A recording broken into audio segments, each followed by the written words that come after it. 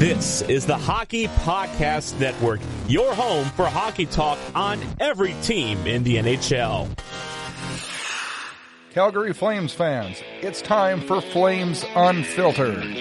Entertaining and controversial hockey talk with your host, Brad Baroud. With 5 unrestricted free agents and 1 restricted, it looks like a huge transition this offseason on the back end for the Flames.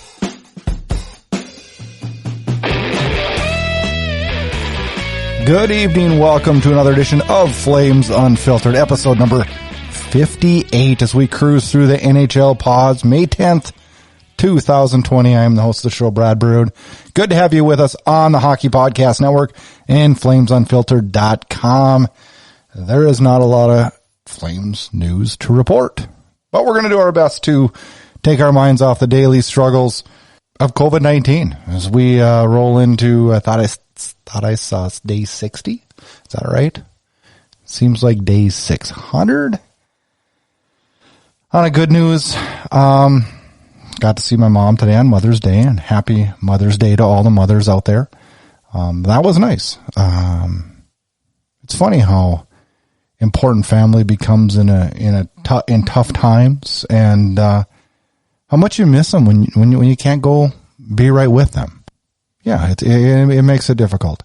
I've also been filling my time during the quarantine with homeschooling. That's a interesting thing. I had to give my wife 95% of the credit there, as she's been tackling that task with our 3 children. And another thing I've done to escape during this is golf. I've played more rounds this year than I did all last year, and I'm not lying, for 2 reasons. One, because it's something to take my mind off of COVID-19, and not having hockey makes it, it gives me a little bit more free time to go and do that. Number 2, I'm trying to get a little bit more fit, and I played golf through college at a competitive level, and then I put the clubs away for quite some time and didn't play a whole lot. And now I have tried to make it an inner battle this year to resurrect my game and see how low I can drag that handicap down. And I've also enjoyed this year playing a lot of golf with my dad. My dad's a very, very good golfer. He's 75 years old now. He has shot his score multiple times, and that is something that not a lot of people do, and not a lot of people get to go out to the links and spend the time with their dad, and I am going to take advantage of that for as long as I possibly can. And so that was one of my bucket list goals as the new year came. Little did I know the new year would bring us what it has brought us. And through the challenges, that is one positive that I have found out of it. The most important positive I found out of this is that me, my family, my parents, and my extended family are healthy. Not that this hasn't been with some mental struggles and some challenges through this for everybody in society. Mental health is one thing that I worry about, and we trudge through it, thankful every day for our health and our happiness. And I think if one positive comes out of this in the world, it's learned for all of us maybe to take just a little bit of a step back in the day-to-day hectic life that we live. And it's kind of been a reset. As we ease back into normalcy, I see it bring smiles to the faces of my kids. It also brings scares in the fact that we are in uncharted water, going out into public just a little bit more, and although being very careful when we do that. It's an interesting time in the world today, and it's an interesting time missing Calgary Flames hockey. So let's get into another episode 58. We planned on doing this twice a week all year. And then in the playoffs, we would see how our teams were doing. I would be praying that the Flames would still be playing now, but we don't know. During this NHL pause, we are doing the show on the Hockey Podcast Network every Monday. It releases on the Hockey Podcast Network. And every Tuesday, it releases on Flames Unfiltered. And, we're going to keep going once a week here until we, see where this, NHL pause takes us. But on today's show, we're going to dive deep into the Calgary Flames defense for next season. A defensive core that has 5 UFAs pending and 1 restricted free agent and numerous unanswered questions. I will give you my plan and the direction I think it will go, and I guess the direction I hope it should go. And then we will update the current NHL and the coronavirus as it stands right now. And then it's time to talk some various Flames news. There's a little bit of Flames news out there, not a whole lot, but we'll take advantage of everything we can get. And then we answer a listener question upon who should be this year's MVP. Not an easy answer.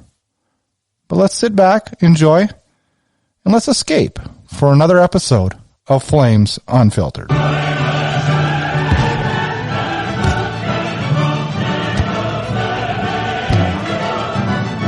Balls can hurt, but yours don't have to. At Manscaped, we save balls. Prevent manscaping accidents with the Lawnmower 3.0, featuring skin-safe technology by Manscaped. Get 20% off and free shipping when you use promo code THPN at manscaped.com. Your balls will thank you.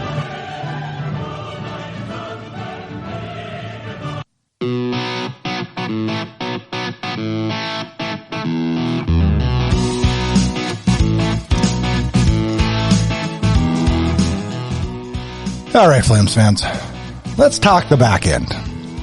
Last week's episode, we talked about the goaltending, where we thought that direction would head as we roll into next season. I know we're still waiting to see what the hell happens with this season, but in this time, which normally would be our off season, hopefully not. Maybe we'd still be playing playoffs, but we don't know how much of an off season we're going to have, so we're kind of doing off season duties during the NHL pause. So this week we'll talk about the defense. Next week we'll roll on into the forwards, talk salary cap after that, and roll on to kind of what our game plan would be if I was in Brad Treliving's shoes. Now let's see where the current defense stands. Right now, this season we have, with the 9 defense that are currently playing for the Flames, we have $25,487,000 in cap. We have Brody and Giordano on line 1, Hanifin, Hamonic, followed by Anderson and Gustafson, with Shillington, Forbert, Stone, kind of all filling that role depending on where we'd be. We have young star Yusuf Alamaki sitting on injured reserve, as that guy has been plagued with injuries, and we hope that yearly problem is rid itself this year as he nears a comeback. Let's kind of roll through the guys and see where we stand right now. Rasmussen, 23 years old, just signed a contract that'll go through 2025-26, $4.45 million cap, and that is a good extension in everybody's minds. And he's a guy that will grow with this top 4 as we go through the years, and a solid stay-at-home defenseman that is capable of putting up 20 minutes on a nightly basis. Of course, we still have our rock back there, Captain Mark Giordano, 36 years old right now, making $6.75. That contract goes through the 2021-22 season, and although he is not having that Norris Trophy caliber season that he did last year, he is definitely a first-pairing defense, and his attributes this year, to me, are just as important as they were last year to this team. He's not putting up as many points, but this team goes where Mark Giordano takes it. And I know some people might argue that with me and say he's not having a good year this year. Yeah, he's not having as good of a year number-wise, but did we really think that he was going to have that good of a year again? Seriously, no, we didn't. At least we shouldn't have. And if we did, we were wrong. Now let's roll on and talk about other guys. These are all guys that are signed for next season. And we roll on to Noah Hanifin, who's also 23 years old. But I think One of the things with Noah Hannafin that kind of upsets me a little bit is he makes $4.95, which is a great salary through 2023-24, as he was acquired in from the Carolina Hurricanes as part of that Dougie Hamilton deal. Now, Noah Hannafin, to me, gets kind of a bad rap because people treat this guy like he's a 28-year-old veteran. This guy's a 23-year-old offensive defenseman. He's everything that every general manager wants as far as quick feet, puck moving. Holy cow. Like, why do we rip on this guy at all? He was a 5th overall pick in 2015, and this guy is big and mobile, and I'll tell you what, there is extreme upside on this guy. I would be very upset if the Flames moved Noah Hannafin. I think he's kind of come under unfair criticism this year by many in the Flames fan base. And I think we need to take a step back and look at really how good he has been for just a 23-year-old. Oliver Shillington, we act like he's about 6 or 8 years younger than Noah Hannafin, but he's only 1 year younger. He's a restricted free agent. We'll see what happens with Oliver Shillington. There's numerous times this year that I was very happy with him and numerous times I was very unhappy with him. Now, he's kind of stuck in that mushy middle where he's probably too talented to be an American Hockey League player, but probably not talented enough to be an everyday NHLer. I love his skating ability. Where I feel like Shillington struggles a little bit is in quick decision making. I feel like his quick decision making in the defensive zone puts him in some unfavorable situations. He's 22. There is time, and I'm not willing to give up on this guy, and I hope that he gets re-signed. Now, I wouldn't give him a big price tag, and I wouldn't give him a long term, but I do feel like he could be an everyday NHLer on that third pairing for the Flames next year. The fifth guy we'll talk about, the other one under contract, is Yusuf Alamaki, the 21-year-old who continues in his entry-level contract at $894,000 through next year, and this guy has had problem after problem after problem. He was lost this year because of an ACL injury, surgery, and then recovery. But this guy is for real. He is top-notch defense, finished product, who we got to see a little bit of last year and a little bit of the year before. But this guy looks a lot like a very young Mark Giordano. He's a strong player, and he's getting stronger and bigger every day. He's high-end in all three zones. That's what we really got in Yusuf Alamaki. I like our defensive core. It could be decimated, though, with the amount of players that we are or could possibly be losing. And we'll talk a little bit more of that when we dive into the UFAs. Summer signings. Brad Treliving also looked at the depth chart on Cap Friendly like all of us can and said,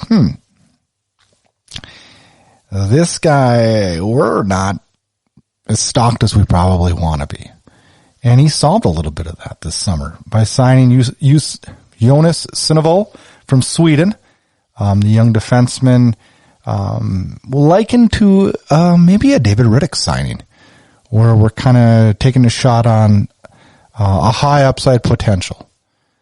He was signed on a 2-year deal at $925,000, and we'll see what we get from him next year I'm assuming Stockton of the American Hockey League.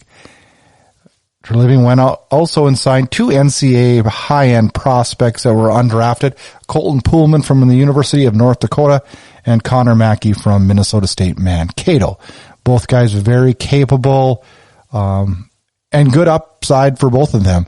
Mackey, a 23-year-old, Poolman, a 24-year-old. I like both these guys, and I don't know that one of these two maybe isn't filling a spot maybe on that Flames roster next year, depending on what happens with the UFAs. And let's talk a little bit about the uncertainty, as Calgary currently sits with 5 unrestricted defensemen. Now, that is way more than Brad Treliving wants to deal with in a summer that we don't know when the hell this summer is going to actually start. Let's talk the biggest one right away, and that's TJ Brody. 29 years old, currently making $4.65 million. TJ Brodie has had a Jekyll and Hyde career, I would label it, with the Flames. Also a guy somewhat like Hanifin this year that kind of fell under the bad graces of fans early in the year and kind of came out of it as the season progressed. I like TJ Brodie. I thought TJ Brodie, you know what his biggest knock in my mind is he lacks consistency. He goes through stretches where he looks like he is the worst defenseman in the National Hockey League, and then he'll go through stretches where he is just very, very solid. When he is paired with Mark Giordano, I love the TJ Brodie we have. I think when he gets away from Giordano, he falls out of that comfort zone, and that's when I think we see some of the things that we see with Shillington with poor decision-making in the defensive zone. Brodie does bring that offensive upside, though. He is a great puck-moving defenseman. At 29 years old, he's not the youngest guy anymore. My fear here is, what kind of dollar amount are we willing to give Brodie? And the biggest thing I think that might be the hindrance on re-signing Brodie is that term that he's probably going to want. He's going to want a long-term contract, nor do I blame him. But I don't know if me or Calgary management feel that maybe he's worthy of the time frame that he's willing to ask for. Travis Hamonic, also 29 years old. Why does Travis Hamonic seem a lot older than 29? Not that he looks older or one doesn't play older, but I don't know. He just seems like his name's been around the league for a long time. He's making $3.86 million now, and that contract expires. Where do we go with Travis Hamonic? Hamonic, a defenseman acquired from the New York Islanders, who had asked for a trade wanting to get out to Western Canada. He lands in Calgary and now is possibly finding a new home. One of the greatest advantages of getting Hamonic is that he is a top-notch team player, and at a 3.86, he was an incredible value. Where do we go with Travis Hamonic? Is he in the future of the Calgary Flames? Now, at the trade deadline last year, we picked up two 28-year-old defensemen, an Eric Gustafsson and a Derek Forbort. Forbort makes $1.89 million, Gustafsson $1.2. Derek Forbort known more as a big back-end stay-at-home defenseman, where Gustafsson was more that offensive puck-moving, run-and-gun defenseman. I was happy, honestly, with both of them down the stretch in the little bit of time we saw them from trade deadline to NHL pause. Probably a little bit more happy with Gustafsson. Some people might argue that one with me, but I kind of liked what I saw from Gustafsson. Forbort, I thought, was okay on certain nights and not okay on other nights. That fifth defenseman that's running on the final year, 1 year contract at $700,000 is 29-year-old Michael Stone. Long story with Michael Stone. He is also a buyout, which was an odd circumstance where the Flames bought him out last year and then ran into defensive trouble with Valimaki getting hurt and then were forced to re-sign him. Something that many of us thought, is this even legal or possible to do? But something that happened. Calgary's still on the hook. 1 more year at $1.16 million for Michael Stone. Will they re-sign him as at 7th, 8th defenseman security blanket? He, I don't know, falls under bad graces with many Calgary Flames fans. I know his analytics aren't amazing, but what I think Michael Stone brings is a calming factor. I love his shot from the point. Some defensive difficulties at times, but what did we expect from Michael Stone, who is that seventh man in my mind that does a great job as that? Now, with so many leaving, many people ask the question, well, are the Flames going to sign any UFAs? And if they would, well, who could they sign? Well, if they wanted to open up the checkbook for $7.5 million, they could probably get Alex Pietrangelo. Or maybe not. But the real question is, how much are we willing to spend? With a Justin Schultz, Tyson Barrie, Mike Green, Torrey Krug, Sammy Vatanen, all these guys hitting the free agency market. Does Calgary take a chance on one of those guys? How much are we willing to pay? In my mind, I'd be disappointed if we took anybody at 4.5 or higher. Quite honestly, with where the cap is and the uncertainty of where the cap is, I don't know how the hell they could. But who would you sign? Or would you sign the guys you have? Hamonic's age does not look bad at 29, comparatively speaking, to a lot of the other UFAs that are out there. Either does TJ Brodie at 30. Is it sometimes better to keep the guys you have? But then there lies the question, is it mathematically possible for the Flames to get both Brodie and Hamonic? Maybe it would have been pre-coronavirus when the cap was going up. As a matter of fact, I did a show earlier in the year where I said we need to sign both of these guys again. Both for different reasons. Now, I think now we have to have at least one of them signed to solidify our top six. And if we get one, I feel pretty comfortable. I think Brodie will be a little bit more expensive. And I also think he'll demand a longer term. And now that's where I feel like the worry comes in. How long do you go with Brodie?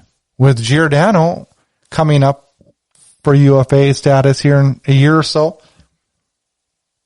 2 years, excuse me. I don't know. I would love it if we got Brodie for 2 years at 4.5 or that'd be a pay cut, which he may be getting a pay cut with the way the cap situation is going to go. But where will we stand on Hamonic? Hamonic's a little more injury prone. But could you ask for more of a game player than Travis Hamonic? Does anybody go down to block a shot or stick his life on the line? Drop the gloves for a teammate like Travis Hamonic? Is there a better guy in the locker room? Is there a tougher, old school player than Travis Hamonic? That being said, that's the guy in my mind you go out and get. You lock him up for 3 years. I wouldn't go longer than 3 years because of his injury prone. I think you could get him between $4 and $5 million. And I think you'd be happy. So that being said, here's what I would do. I would have Giordano with Anderson next year as my top pairing. I would have buddies Hanifin and Hamonic next year, just like they are this year. And then I would have young star Yusuf Alamaki with Gustafsson, who I would re-sign in a 2-year deal max at $2 million. I think you could get that in today's market. And then you have Shillington as that seventh man. And if Shillington can't fill that void, or Shillington doesn't get re-signed or wants more money than what management's willing to give him, which I wouldn't give him over $800,000, then I think you fall back and you re-sign Michael Stone for 1 more year at $700,000 as your seventh man. And then you have guys like Mackey, Poolman, Shinoval.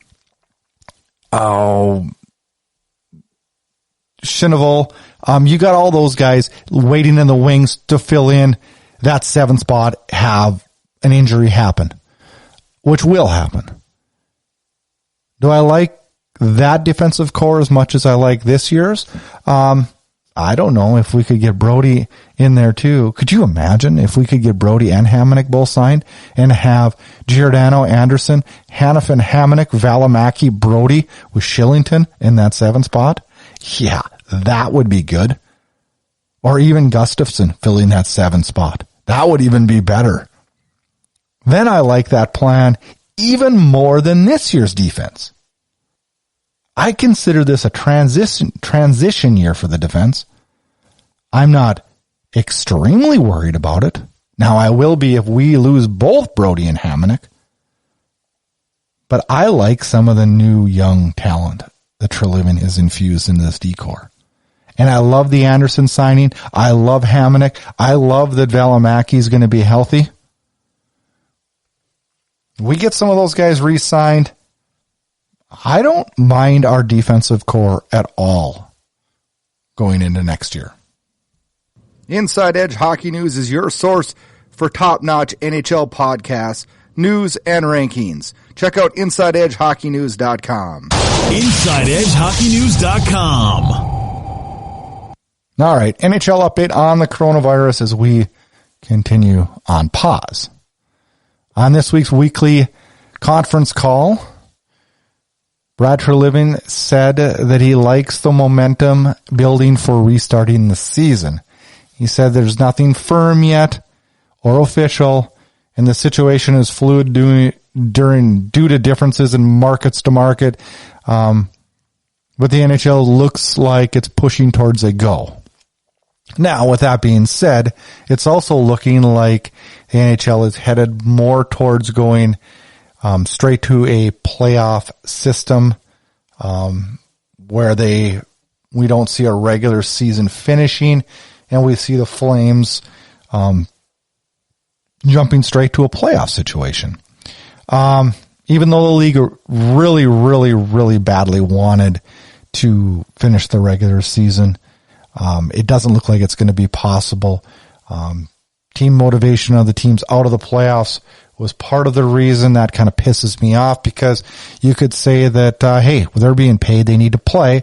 And number two, they're playing for their future. And number three, they weren't motivated before, so what the hell's the difference? This bothers me when I hear that. This is stuff I expect to hear out of the NBA, not out of young NHL hockey players. But that's where we stand. So if we went to a playoff system right away after a camp, they're talking over a 16-team playoff system, a 20-team playoff system, and a 24-team playoff system, with all trends leading towards going with a 24. That would make the Blackhawks and Montreal Canadiens in the playoffs, which is odd since both these teams were sellers at the deadline. That would be interesting. Testing seems to be the key to the return. It's also the biggest hurdle for the return based on availability and cost and just sheer logistics of testing players on a extremely, extremely frequent basis.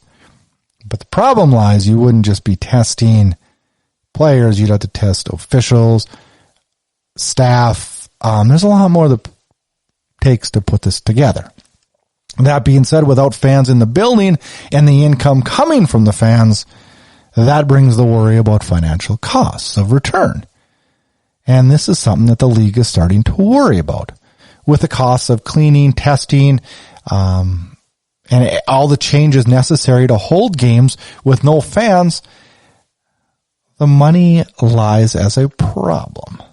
Right now, the league is currently weighing if a return would be financially beneficial or not. All systems look like the NHL really, really wants to get back. Us as fans really, really, really want that also, but it would cost, and maybe, just maybe, would it be better to just hit the reset button and move and look towards next year? CoolHockey.com is your number one source for authentic and customized NHL jerseys. Use promo code THPN and receive 25% off your order. CoolHockey.com. CoolHockey.com. Jerseys online since '99. Hey, Flames fans, go to CoolHockey.com. Purchase a Cool Hockey jersey before June 1st. Using the promo code THPN, it's going to get you 30% off. Plus, if you go to CoolHockey.com/THPN, when you buy the jersey, you'll get entered in a contest, and a winner will be drawn Saturday, June 6th. Winner gets a $175 gift card to CoolHockey.com, thanks to our friends at the Hockey Podcast Network and CoolHockey.com. Now some Flames news. And some good Flames news, as Mark and his wife, Lauren Giordano, continue their acts of kindness this past week paying for numerous people's groceries at a local Walmart. Very nice and a very class act from a very, very classy guy, Mark Giordano, captain of the Calgary Flames. Saddle Dome staff has spent a great deal of time in the last few weeks ensuring that the Saddle Dome has received the highest level of cleaning possible in case of a Flames return. It is ready for Flames players as soon as they get the go-ahead to return. And we all hope that happens because I'm having a little bit of hockey withdrawals. Now, I was getting to be okay with it when the summer was starting to get going and we had some nice weather and I was golfing and I'm like, are we in hockey off season now? Can we feel that way? Yeah, then it snowed yesterday. I'm ready for hockey again. Treliving says there hasn't been any more direction on a date for the 2020 NHL draft, but he reiterates that they will be ready for the draft as soon as the league decides. He says he believes that there will end up being a virtual draft regardless of the date it ends up being. A lot of push was for that draft to be in June. It is undetermined, and it sounds like an announcement could come in the coming week on when an exact date will be set. Treliving also says that he will be an American League conference call later this past week, and he should know more about the fate of the season, and an announcement is probable for this week on exactly where the NHL goes. But I think there's a lot of determining factors that still are unknown. Number one being the testing. I'm not sure we're going to get an answer this week, but I know a lot of the league officials would really like that.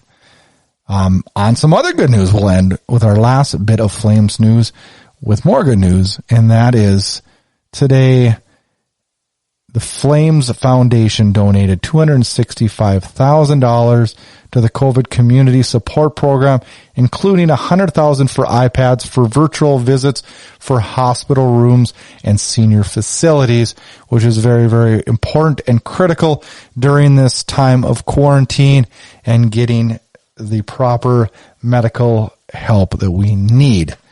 I was doing good in the city, the Calgary Flames, and I hope everybody in the city remembers that when it comes to arena funding and things like that. And yeah, we went down that battle road before. Time to go on to listener question. And this is another good one. 2 weeks in a row. We just keep getting good questions from our listeners. And thank you. We keep those coming via Twitter, email me, whatever you got to do. We love getting your questions. And this week's one, it stumped me. I didn't know what to say.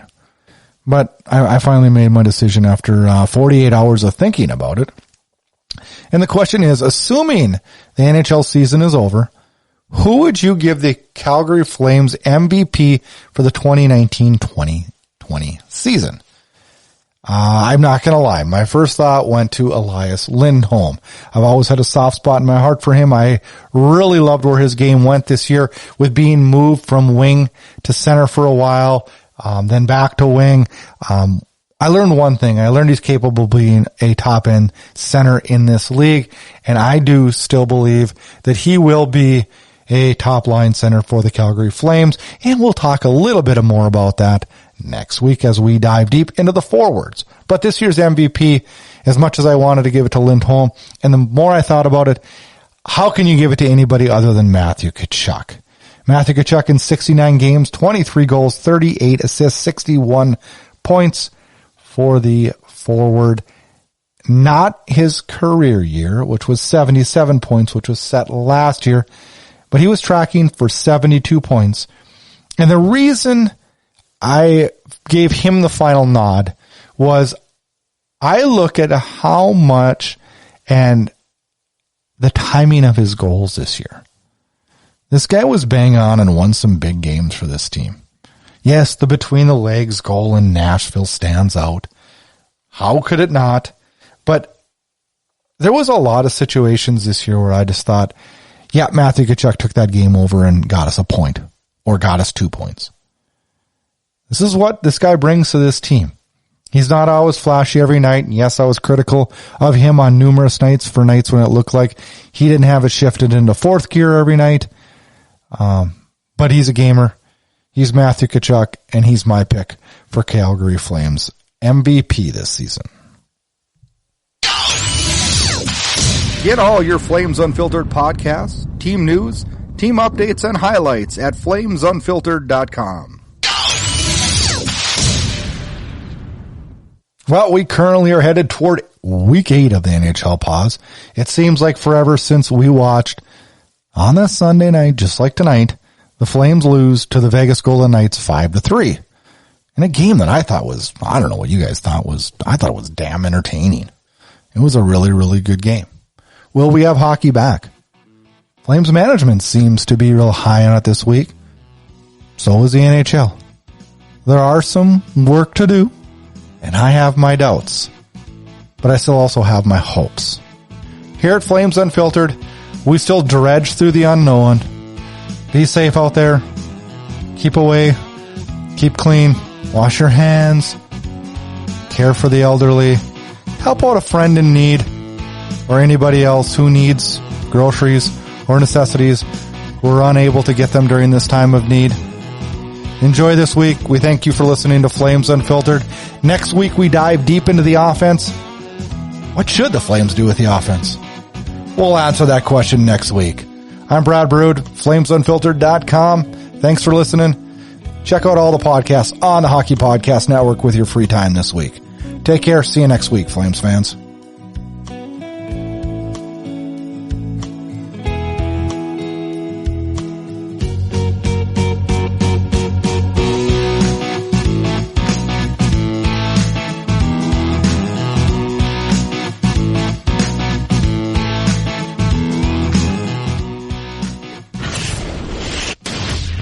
Get connected. Flames Unfiltered can be found on Twitter at Flame Unfiltered. And also make sure you check out our Facebook page at Flames Unfiltered. Check out host Brad Brood on Twitter at Brad Brood. And if you like what you hear, rate and review us on Apple Podcasts. You can find Flames Unfiltered on all the major podcast players. Consider subscribing to the Inside Edge Hockey News on Patreon. That'll get you exclusive content and much more. Thanks again and enjoy the hockey.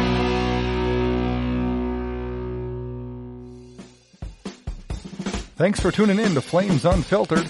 Check back for more action-packed Calgary Flames talk.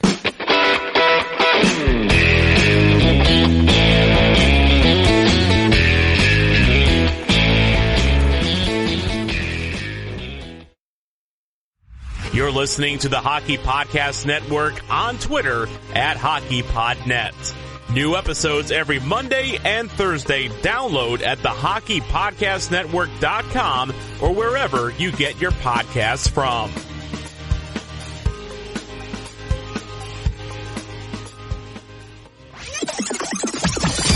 This has been a production of Inside Edge Hockey News Radio, brought to you by the Hockey Podcast Network. This production is copyrighted and distributed by the Inside Edge Hockey Media Group.